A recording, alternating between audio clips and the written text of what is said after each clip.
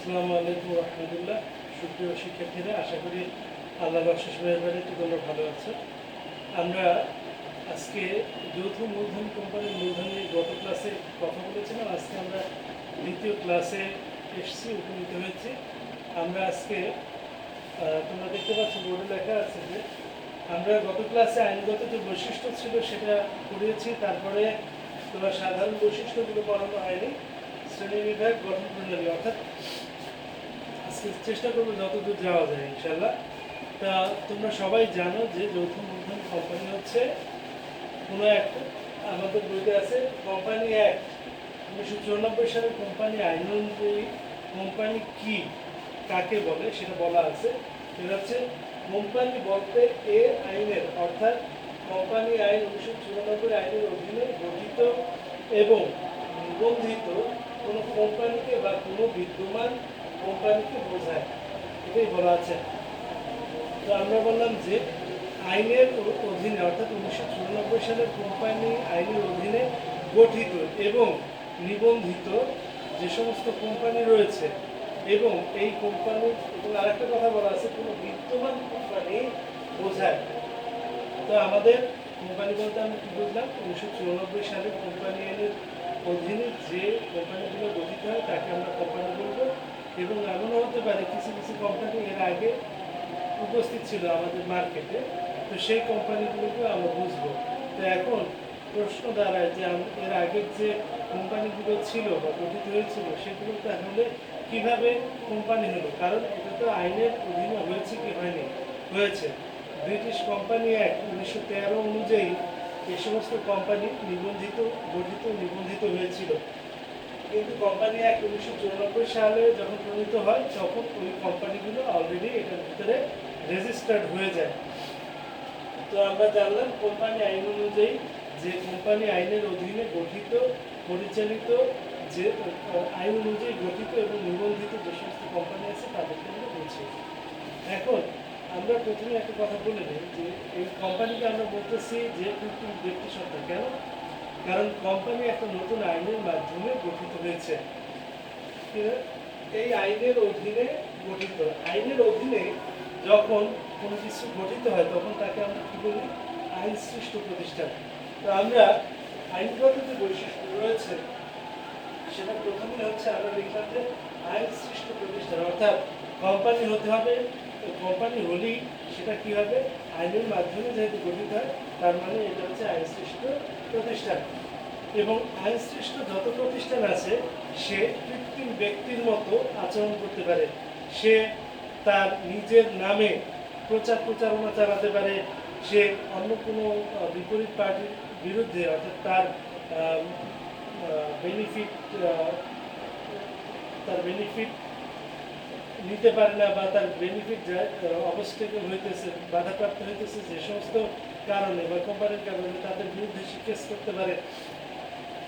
তারপর সে চাইলে এবং এমনকি তার বিরুদ্ধেও অন্য কোনো পার্টি চাইলে কেস করতে পারে। এটা তার কি বৈশিষ্ট্য প্রকাশ করে? তার বৈশিষ্ট্য কৃত্রিম ব্যক্তি সত্তার বৈশিষ্ট্য প্রকাশ করে। তারপর চিরন্তন অস্তিত্ব, যেহেতু সে আইন দ্বারা সৃষ্ট তার মানে হচ্ছে সে ফোরসিবল টাইম পিরিয়ড পর্যন্ত চলতে থাকবে, অর্থাৎ চিরন্তন অস্তিত্ব সম্পন্ন এই প্রতিষ্ঠান। তারপর বলা আছে সদস্য সংখ্যা। এখন আমরা যখন এই শ্রেণী বিভাগে যাব, আমরা যখন কোম্পানির শ্রেণী বিভাগে যাব তখন তোমরা আরেকটু ডিটেলস জানতে পারবে। তবে আপাতত বলে রাখি যে যে সদস্য সংখ্যা, সাধারণত আমরা কোম্পানি বলতে দুই ধরনের কোম্পানি বলেছি। একটা হচ্ছে পাবলিক লিমিটেড আর একটা হচ্ছে private limited company. Private limited কোম্পানিতে তোমরা হয়তো জেনে থাকবে, এর আগে করে আসছো।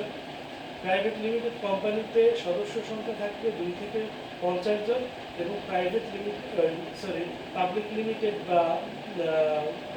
লিমিটেড যে কোম্পানি আছে সেটার ক্ষেত্রে তোমার সদস্য সংখ্যা থাকবে সর্বনিম্ন 7 এবং সর্বোচ্চ শেয়ার যত সংখ্যা হয় তত। তো আমরা সদস্য সংখ্যা, তারপর হচ্ছে নাম এবং চিহ্ন। আমরা বলেছি যে প্রত্যেকটা কোম্পানি একজন আলাদা ব্যক্তির মতো, এই জন্য এটি বলা হচ্ছে কৃত্রিম ব্যক্তি সত্তা। তো প্রত্যেক ব্যক্তির এক একটা নাম থাকে, প্রত্যেক কারো রহিম, কারো পরিবার, এরকম নাম থাকে। তো এই কোম্পানিরও একটা আলাদা নাম থাকবে, যে নামের বিপরীতে অন্য কেউ চাইলে কেস করতে পারবে, সে নিজে কোম্পানি চাইলে কেস করতে পারবে, কোম্পানি চাইলে নিজের নামে প্রচারণা করতে পারবে। দ্যাট মিনস সে কৃত্রিম একজন ব্যক্তি যার নাম আছে, সে সমাজে এভাবে প্রতিষ্ঠা পাবে। তাহলে বলছি যে নাম এবং সিলমোহর, তার একটা নাম থাকবে এবং এই প্রতিষ্ঠান তার একটা সিলমোহর থাকবে। তারপর বলতেছে যে শেয়ার মূলধন।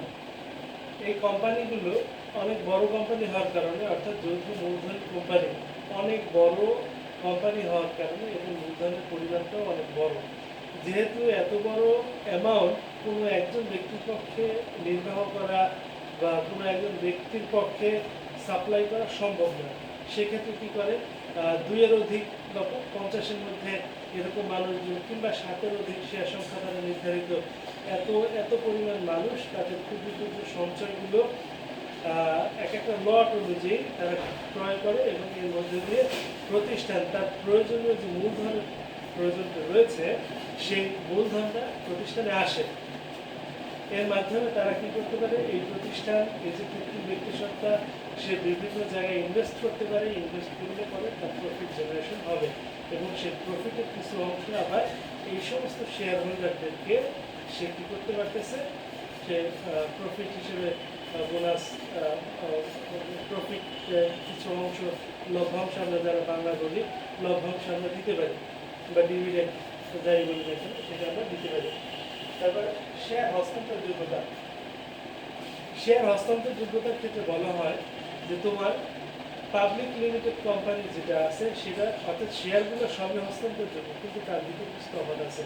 প্রাইভেট লিমিটেড কোম্পানির যে শেয়ারটা রয়েছে, যে 2 থেকে 50 জন লোক শেয়ার করে ক্যাপিটালটা জমা করতে পারে ওই প্রতিষ্ঠানে, তো প্রত্যেকের ভাগে কিছু কিছু শেয়ার থাকে, তো সেই শেয়ার চাইলে সে আরেকজনের কাছে সেটা সেল করতে পারে। কিন্তু এই যে সেলটা যার কাছে করবে সেটা হতে হবে এই যে 50 জন লোক আছে কিংবা 2 জন লোক আছে বা তার থেকে 25 জন 30 জন, যে কজন লোকই থাকুক না কেন, এদের মধ্যে ইন্টারনালি শেয়ার করা যাবে। এক্সটার্নাল কোনো পার্টির কাছে এই কোম্পানি চাইলে তখন তার শেয়ার হস্তান্তর করতে পারবে না, মানে একজন আরেকজনের কাছে হস্তান্তর করতে পারবে না। কিন্তু পাবলিক লিমিটেড যে কোম্পানি আছে, পাবলিক লিমিটেডের ক্ষেত্রে কথাটা একটু ভিন্ন। সেখানে অবাধে কারো শেয়ার অন্য আরেকজনের নামে হস্তান্তর, অন্য আরেকজনের কাছে হস্তান্তর করতে পারে, এতে কোনো বাধা নাই। তবে সেক্ষেত্রে এটা করতে হয় কি, সেক্ষেত্রে সাধারণত দেখা যায় যে পাবলিক লিমিটেড কোম্পানিগুলো শেয়ার বাজারে নিবন্ধিত হয়, সেখান থেকে শেয়ার বাজারে যারা ট্রেড করে থাকেন তারা নিজেদের মধ্যে কেনাবেচা করে থাকেন। তো আমরা বললাম যে শেয়ার হস্তান্তরযোগ্য। শেয়ার হস্তান্তর, প্রাইভেট লিমিটেড কোম্পানির শেয়ার শুধুমাত্র সদস্যদের মধ্যে হস্তান্তর করা যায়, আর পাবলিক লিমিটেড কোম্পানির শেয়ার শুধুমাত্র সদস্য না, সদস্যের বাইরে লোকাল যত পিপল আছে তাদের মাঝেও এটা, তারাও চাইলে এটা কিনতে পারে লিগাল প্রসিডিউর মাধ্যমে। তো শেয়ার হস্তান্তরযোগ্যতা গেল। এরপর হচ্ছে সীমাবদ্ধ দায়। সীমাবদ্ধ দায়। আমরা একটু আগেই বললাম যে কোনো একটা কোম্পানির মেইন যে বৈশিষ্ট্য হচ্ছে তার শেয়ার মূলধন। এটা অন্যতম গুরুত্বপূর্ণ বৈশিষ্ট্য হচ্ছে, আইনগত বৈশিষ্ট্য, যে মূলধনের অ্যামাউন্টটা সেটা শেয়ার করবে।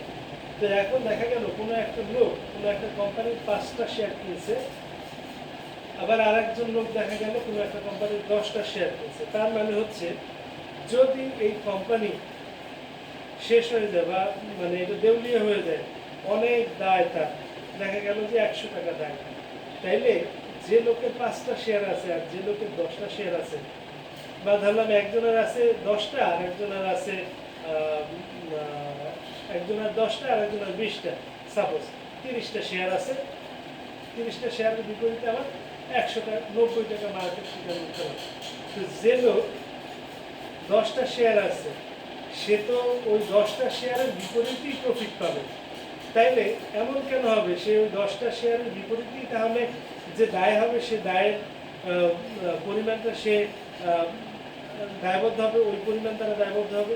তার মানে হচ্ছে শেয়ার যার যত, সেই শেয়ারের সংখ্যা অনুযায়ী দায়ের পরিমাণটা নির্ধারিত হয়। কারো শেয়ার বেশি তার দায় বেশি, কারো শেয়ার কম তার দায় কম। এটাই বলা হইতেছে যে সীমাবদ্ধ দায়। কারো যদি 1 শেয়ার থাকে এবং যদি পাওনা থাকে, কোনো একটা কোম্পানির যদি পাওনা থাকে 100 টাকা, তাহলে ওই 100 টাকা, এবং যদি 100টা শেয়ার থাকে তাহলে আর যার একটা শেয়ার আছে তাহলে ওই একজন যে শেয়ার হোল্ডার সে তার শেয়ারের বিপরীতে 1 টাকা দায়বদ্ধ। এটাই বলা হচ্ছে যে সীমাবদ্ধ দায়। তারপর নানা রকম হচ্ছে বিধিবদ্ধ কিছু দায়িত্ব আছে। তা আমরা জানি যে বিধিবদ্ধ এই কথাটা যখনই আসে তখনই আমরা বুঝতে পারি যে বিধিবদ্ধ কথাটা দ্বারা আইন সৃষ্ট, আইনের কথা বলা হয়, আইন বা বিধির কথা বলা হয়। এবং বিধিবদ্ধ সাধারণত ইন্ডিকেট করে যে সমস্ত আইন সংসদে পাশ হয় সে সমস্ত আইনের কথা। তার মানে বিধিবদ্ধ দায়িত্ব বলতে বোঝাচ্ছে বাংলাদেশের কোম্পানি অ্যাক্ট 1994 সাল অনুযায়ী বলা হয় যে বিধিবদ্ধ দায় হচ্ছে আমাদের সংসদে কিছু আইন প্রণীত হয়েছে, ওই আইনের প্রণীত আইনকে বাস্তবায়ন করা, ওই অনুযায়ী কিছু দায়বদ্ধতা এই সমস্ত কোম্পানির রয়ে যায়। যেমন কি যেমন বছর শেষে তোমার ফাইন্যান্সিয়াল স্টেটমেন্টগুলো প্রস্তুত করতে হবে ওই সমস্ত কোম্পানির। বছর শেষে তার ডিক্লারেশন করতে হবে যে তার প্রফিট কেমন আছে, তারপরে কারণ প্রফিট কেমন আছে, ট্যাক্স কত টাকা দেবে। দ্যাট মিনস অ্যানুয়াল যে রিপোর্টটা আছে, অ্যানুয়াল রিপোর্টটা মূলত হচ্ছে বিধিবদ্ধ দায়িত্বের একটা অংশ। তো আমরা আইনগত বৈশিষ্ট্য যেটা সেটা পেলাম। এবারে আসি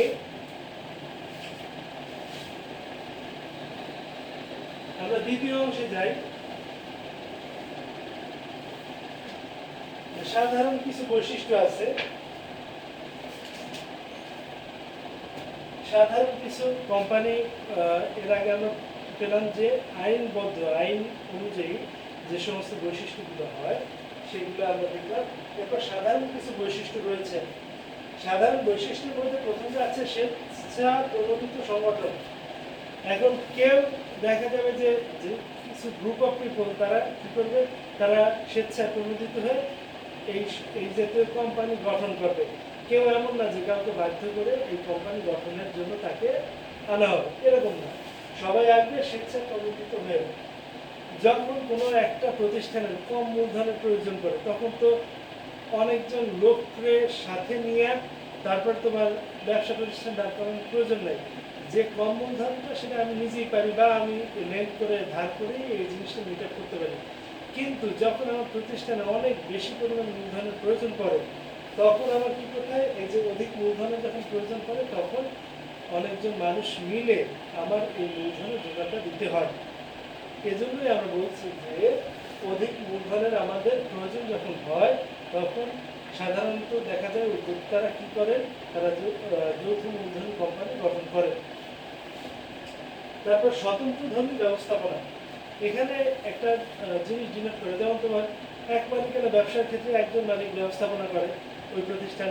অংশীদারি ব্যবসার ক্ষেত্রে বলা হয় যে সবাই কিংবা কয়েকজন লোক, সিলেক্টেড লোক তারা মিলে এই অংশীদারি ব্যবসা পরিচালনা করে। কিন্তু আমাদের এখানে বলা যৌথ মূলধনের ক্ষেত্রে বলা হচ্ছে যে স্বতন্ত্র ধর্মী ব্যবস্থাপনা। তার মানে এখানে দেখা যায় যে পাবলিক লিমিটেড কোম্পানির ক্ষেত্রে শেয়ারের সংখ্যা দেখা যাবে যে 1 লক্ষ। 1 লক্ষ লোক তো এক জায়গায় বসে কোনো মিটিং করতে পারবে না, তারা কোনো সিদ্ধান্ত উপনীত হতে পারবে না। তখন তারা কি করে, তখন তারা তাদের প্রতিনিধি নির্বাচন করে পরিচালক হিসেবে। এই প্রতিনিধি নির্বাচিত হওয়ার মধ্যে দিয়ে পরিচালক নির্বাচিত হয়। এই নির্বাচিত প্রতিনিধিরা বা পরিচালকরা তারা বিভিন্ন ধরনের সিদ্ধান্ত গ্রহণ করে থাকে। এজন্য যেহেতু টাইপস অফ মানে অর্গানাইজেশন অনুযায়ী এটা ডিফারেন্ট এবং এটার যে ব্যবস্থাপনা যেটা চক্র যেটা আছে ম্যানেজমেন্ট প্রসিডিওর সেটাও অন্যগুলো থেকে আলাদা। স্বতন্ত্র ধরনের ব্যবস্থাপনা গেল। এরপর হচ্ছে গণতন্ত্রের অনুসরণ। প্রতি বছর এই পরিচালকদের নিয়োগ করা হয় একটা নির্দিষ্ট সময়ের জন্য, নির্দিষ্ট সময় শেষ হবে, তারপর আবার একটা নির্দিষ্ট মেয়াদের জন্য পরিচালকদেরকে নির্বাচন করা হবে। তো এখানে তোমরা জানো গণতন্ত্র কী করা হয়, নির্বাচিত প্রতিনিধি সেট করা হয়।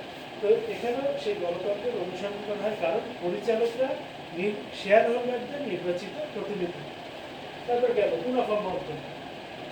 সাধারণত দেখা যায় যে অংশীদারি ব্যবসা এবং এক মালিকানা ব্যবসার মুনাফা নিজেদের মধ্যে ভাগ বাটোয়ারা করা হয়ে যায়। কিন্তু যৌথ মূলধনী ব্যবসার ক্ষেত্রে এটা ভিন্ন। তারা কি করে, ব্যবসার উন্নয়নের জন্য কিছু অংশ, কিছু টাকা, অর্থাৎ মুনাফার কিছু টাকা রিটেন আর্নিংস বা এই সংরক্ষিত মুনাফা হিসেবে জমা রাখে এবং বাদবাকি টাকা শেয়ার হোল্ডারদের মাঝে তারা এটা লভ্যাংশ হিসেবে বন্টন করে দেয়। তার মানে মুনাফা বন্টন অন্যান্য কোম্পানি, অন্যান্য ব্যবসা প্রতিষ্ঠান থেকে আলাদা। তারপর কর প্রদান, দেখা যায় যে এক মাস গেল ব্যবসায়ের যে ব্যবসায়ী সে কিন্তু সাধারণত বিজনেস ট্যাক্স দেয় না। সে কি করে, সে তার ইনকাম ট্যাক্স দেয়, অর্থাৎ ওই ব্যক্তি নিজে ইনকাম ট্যাক্সটা দেয়। তারপর অংশীদারি ব্যবসার ক্ষেত্রে কি হয়, মুনাফা বন্টন হয়ে যায়, প্রত্যেক শেয়ার হোল্ডার বা অংশীদার যারা থাকেন তাদের মুনাফা আলাদা আলাদা হয়ে যায়, এক একজনের আলাদা আলাদা মুনাফা। ওই মুনাফাটা তার নিজের ইনকামের সাথে যোগ হয় এবং তার উপরেও ইনকাম ট্যাক্সটা হয় ইনকাম ট্যাক্স হিসেবে আসে, বিজনেস ট্যাক্স হিসেবে আসে না। তো এক্ষেত্রে যেহেতু কৃত্রিম ব্যক্তি সত্তা, এই ব্যক্তিকেও তার ট্যাক্স দিতে হবে, কিন্তু এর ক্ষেত্রে সাধারণত দেখা যায় যেহেতু বড় কোম্পানি এদের ট্যাক্সের রেটটা একটু বেশি হয় পার্সোনাল ট্যাক্স থেকে, পার্সোনাল ইনকাম ট্যাক্স থেকে। তার মানে আমাদের সাধারণ বৈশিষ্ট্যগুলো শেষ।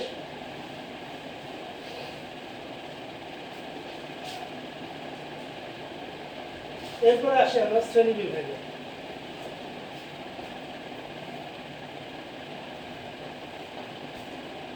এরপরে আসে আমরা শ্রেণী বিভাগে। তো আমাদের এই যে কোম্পানি আছে, সেই কোম্পানিকে তিনটা প্রধান ভাগে ভাগ করা হয়।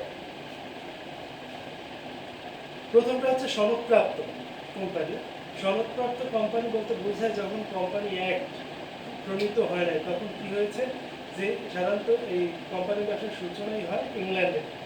ইংল্যান্ডের রানীর যে চার্টার বা তোমার যাকে বলি আমরা সনদ, এই সনদ দেওয়ার মধ্য দিয়ে তারা কোম্পানি গঠন করত। অর্থাৎ ইংল্যান্ডের রানী তার নিজস্ব ক্ষমতা বলে সনদ দিত সমস্ত কোম্পানিকে, যারা বিশ্বের বিভিন্ন দেশে গিয়ে ব্যবসা বাণিজ্য করত। এর মধ্যে একটা উল্লেখযোগ্য কোম্পানি হচ্ছে, তোমরা সবাই জানো, ইস্ট ইন্ডিয়া কোম্পানি, যেটা 1600 সালে প্রতিষ্ঠিত হয় ইংল্যান্ডে। তো সনদপ্রাপ্ত গেল। তারপর 2 নম্বর হচ্ছে বিধিবদ্ধ।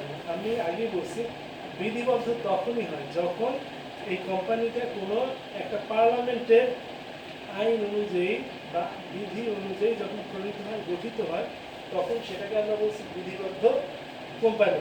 যেমন বাংলাদেশের বাংলাদেশ ব্যাংক 1971 সালের 16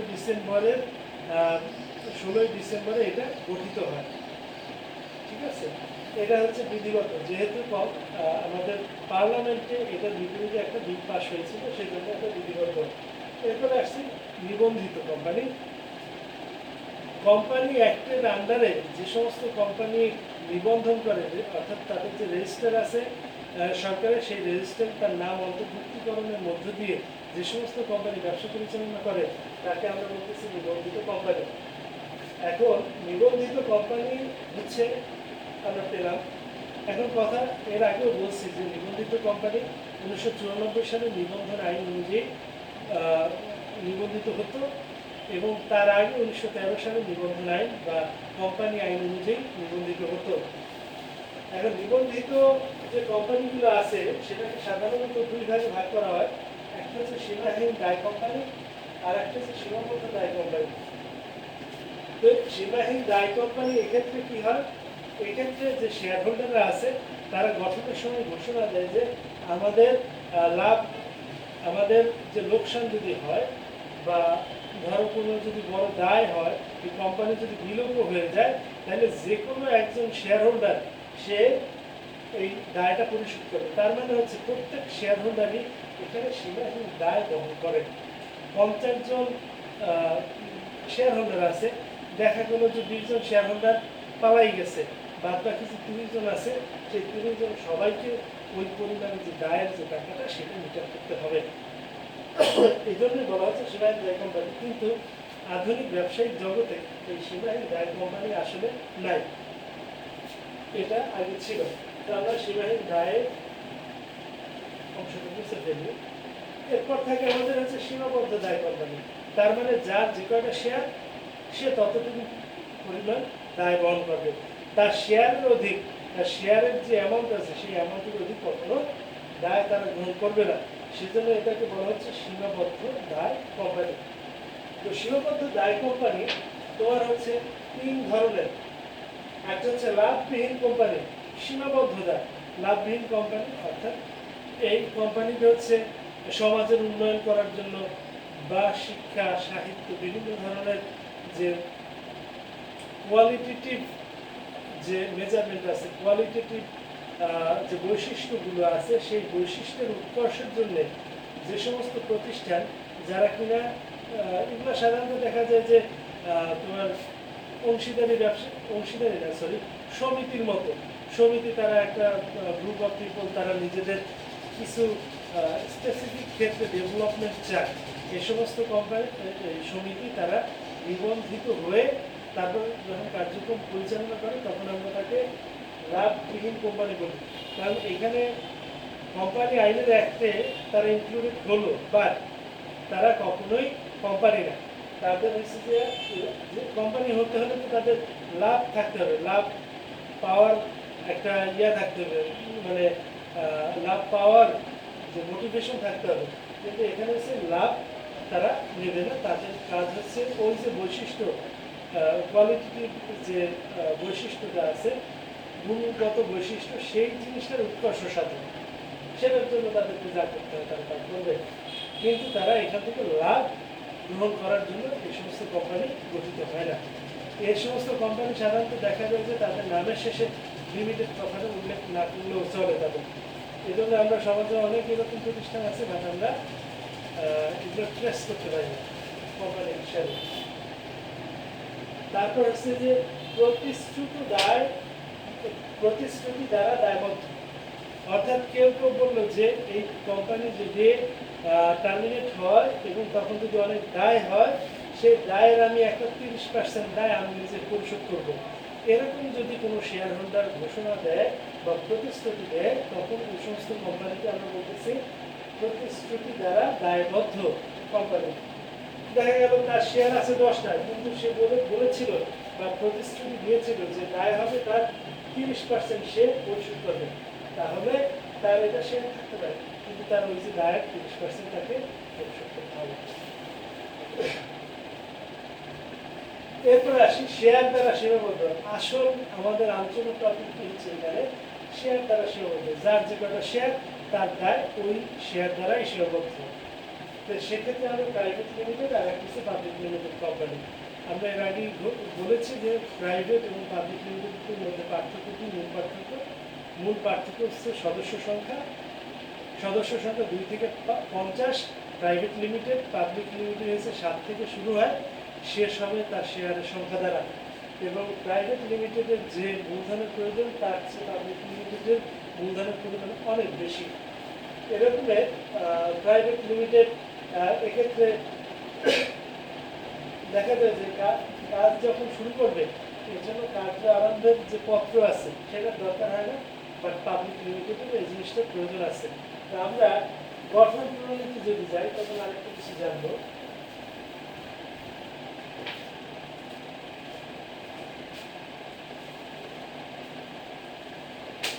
আমরা বলছি গঠন প্রণালী আমাদের এই কোম্পানি কিভাবে গঠিত হবে। প্রথমত হচ্ছে উদ্যোগ গ্রহণ পর্যায়ে যারা যারা কোম্পানি গঠন করতে ইচ্ছুক, স্বেচ্ছা প্রণোদিত হয়ে যে সমস্ত লোকজন এই কোম্পানি গঠন করতে চায়, তারা কি করবে? প্রথমে উদ্যোগ গ্রহণ করবে সমমনা লোকজন তারা। তারপর তারা বিভিন্ন দলিলাতি প্রণয়ন পর্যায়ে বলা হচ্ছে। এখানে দলিলাতি প্রণয়ন পর্যায়ে হয়েছে একটা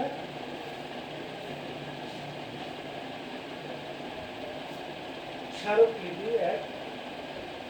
স্মারকলিপি বা memorandum of association.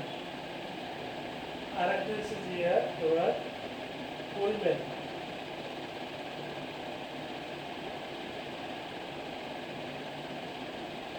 Article of association, স্মারকলিপি বা মেমোরান্ডাম অফ অ্যাসোসিয়েশন, এবং 2 নম্বর হচ্ছে পরিমেন নিয়মাবলী বা আর্টিকেল অফ অ্যাসোসিয়েশন।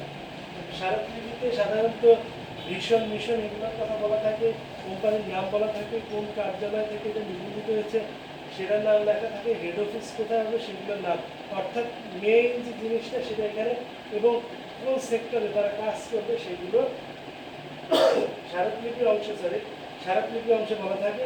এবং করিমের নিয়মাবলী হচ্ছে যে স্মারকলিপির বিশদ ব্যাখ্যা, কে কে শেয়ার হোল্ডার আছে, তাদের নাম, ঠিকানা, তারপরে ন্যাশনাল আইডি, এই জাতীয় সমস্ত কিছু, তারপর লভ্যাংশ কীভাবে বন্টন হবে, তারপর দায় কীভাবে, কে কীভাবে গ্রহণ করবে, এই সমস্ত জিনিস এই দুটো ডকুমেন্টের মধ্যে থাকে। তো আমরা বলছি যে দলিলান্তিক প্রণয়ন পর্যায়ে এগুলো প্রণয়ন করবে, তারপরে হচ্ছে দলিলান্তিক আবেদনপত্র দাখিল পর্যায়ে রেজিস্টার কার্যালয়ে যাবে, সেখানে গিয়ে এইগুলো সব জমা দেবে, এবং তারপর ওই রেজিস্টার কার্যালয় তাদের নিবন্ধন যে বই আছে সেই বইয়ে এই কোম্পানির নাম ইনক্লুড করার মধ্য দিয়ে নিবন্ধন পর্যায়ে সমাপ্ত হয়। এবং তারপরে এই নিবন্ধন পর্যায়ে যখন শেষ হয়ে যায় তখন প্রাইভেট লিমিটেড কোম্পানি তার কার্য আরম্ভ করতে পারে, কিন্তু পাবলিক লিমিটেড কোম্পানি পারে না। সেক্ষেত্রে আবার নিবন্ধকের কাছে কার্য আরম্ভের জন্য অনুমতি পত্র তারা প্রার্থনা করে পাবলিক লিমিটেড কোম্পানি। যখন এই কার্যারম্ভ পত্রটা পায় তখন কী করতে পারে, private limited company public limited company তাদের কার্যক্রম শুরু করতে পারে। অনেক দ্রুত যাওয়া লাগে, তোমরা যাই হোক সেজন্য তোমরা মনে করি যে যা পড়ানো হয়েছে তোমরা বুঝতে পেরেছ। ইনশাআল্লাহ তোমরা ভালো থাকবে, নেক্সট ক্লাসে আবার দেখা হবে। আল্লাহ হাফেজ।